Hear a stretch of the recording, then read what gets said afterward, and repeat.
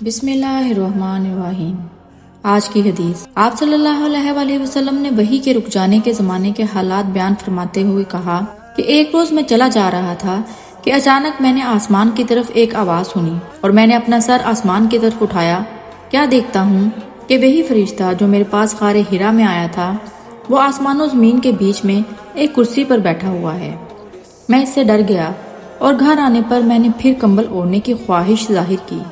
اس وقت اللہ پاک کی طرف سے یہ آیات نازل ہوئیں: اے لحاف اوڑھ کر لیٹنے والے، اٹھ کھڑا ہو اور لوگوں کو عذاب الہی سے ڈرا اور اپنے رب کی بڑائی بیان کر اور اپنے کپڑوں کو پاک صاف رکھ اور گندگی سے دور رہ۔ اس کے بعد وحی پے در پہ تیزی سے آنے لگی۔ اس حدیث کو یحییٰ بن بکیر کے علاوہ لیث بن سعد سے عبداللہ بن یوسف اور ابو صالح نے بھی روایت کیا ہے، اور عقیل کے علاوہ زہرہ سے حلال بن رواد نے بھی روایت کیا ہے۔ یونس اور مومن نے اپنی روایت میں لفظ فبادہ کی جگہ بوادرہ نقل کیا ہے۔ صحیح بخاری حدیث نمبر 4۔